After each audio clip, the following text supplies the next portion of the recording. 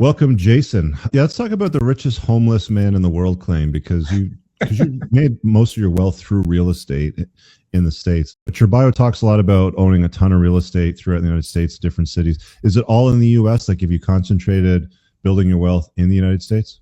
Yeah, as far as real estate markets go around the world, and believe me, I've looked, and in the 99 countries I've been to, I've been to, some of them many times over, and I've met with brokers, I've met with investors, developers in these different markets. And the US is a very special real estate market because real estate financing is basically subsidized by the government here. Ever since, the Great Depression, World War II, the government created all these pseudo-governmental entities or agencies that help fund real estate deals. So if you're rightfully pissed about welfare and wasting government money, I say as investors, get your own welfare program, just be an investor. And that's essentially a government program for investors.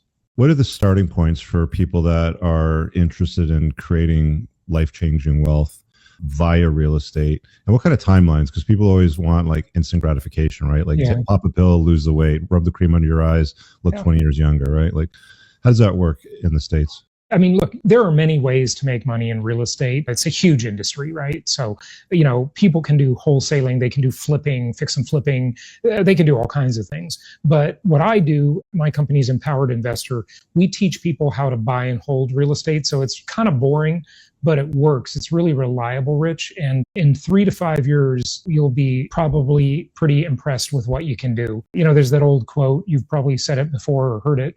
Most people overestimate what they can do in a year and they underestimate what they can do in 5 years.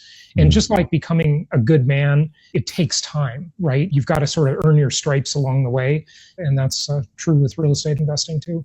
And how do you evaluate that investment? Like, what do you look at as far as demographics, the renter, the location? Like, what are the key variables that are really important? You don't have to get through like a huge list of everything, but maybe like the top 3 to 5 sort of thing. Yeah. So first of all, when looking at markets in the US, it's a huge country. Outside of the US, it's a huge world. But you can always divide it into 3 basic types of markets: linear markets, hybrid markets, and cyclical markets. Okay. And linear markets kind of visualize looking at a chart, right, of appreciation over time. And when you do that, a linear market will look pretty boring. It'll just kind of chug along. It'll go up at a slow pace. It'll have small ups and downs over the years, over time, but they won't be significant. Whereas the opposite of that is a cyclical market. And I'll tell you where these markets are in a moment. Cyclical market, that graph or that chart looks like a roller coaster, man. It's like up and down and up and down. It's fantastic during the upswings because, you can hit home runs. But during the downtime, you give it all back, right? In a linear market, it's a lot of base hits. And so you just do well consistently in a linear market. A hybrid market, as the name would imply, is in between the two. So let's talk about some examples. The West Coast of the United States, cyclical market. Glorious highs, ugly lows, ups and downs, okay? The expensive Northeastern markets, Washington, D.C., New York, Connecticut markets, Boston, those type of markets, those are cyclical ups and downs. Where I lived most recently, South Florida. So if you look at like Miami, cyclical market. Almost everything else, as the wonderful Hillary Clinton, just kidding, called them the flyover states, right? Almost everything else around the country is a linear market with a few exceptions that would be hybrid markets. And almost everything in the world, around the world, is a linear market. Most markets are linear, okay? They just kind of chug along and appreciate slowly and nicely and consistently. Around the world, let's go back to cyclical for a second.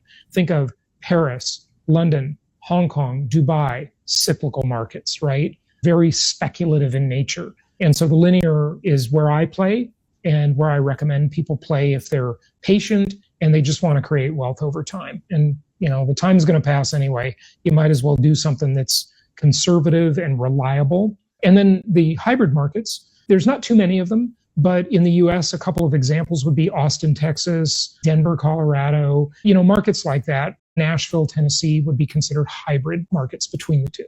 And which ones do you prefer? Are you more of like a linear? Okay. Yeah, linear. Yeah. And I mean, look, if your timing is right, okay, the cyclical is where you're going to make the most money, right? But it's very hard to time the real estate market. Believe me, I've tried. I've interviewed thousands of experts over the years on my show, and it's largely luck. It's kind of like trying to time the Bitcoin cycle, right? It's speculative, right? Is a linear pattern the one that most of the big investors are following, like you, Kenny McElroy, Robert Kiyosaki, like stuff like that? That's a good question. I would say Ken follows linear and hybrid, and I do linear and hybrid, but Ken doesn't do anything that I'm aware of in cyclical markets because they're just too difficult. Now, interestingly, on the political side and the legal side, linear markets tend to be more conservative. They tend to be, the Trump voters, right? If you look at the map of the country, right, all the, mostly the only people that voted against Trump were in the cyclical markets, right? It's kind of funny how that works. And the other thing we look for, Rich, is we want to invest in landlord-friendly markets. And so, if you're in the Socialist Republic of California, for example, it's a very landlord-unfriendly. If you have a bad tenant, good luck getting rid of them, because if they know how to play the game, they can just screw you over for a very long time. Whereas in the linear markets, they're conservative markets. They expect people to follow the rules, right? You don't pay your rent, get out, right? Is that state or is that city? It's both. Yeah, it's both. I mean, there can be, for example, you look at Texas, right? Texas would be a conservative state, but you look at Austin and that's a liberal city, but mostly they're similar.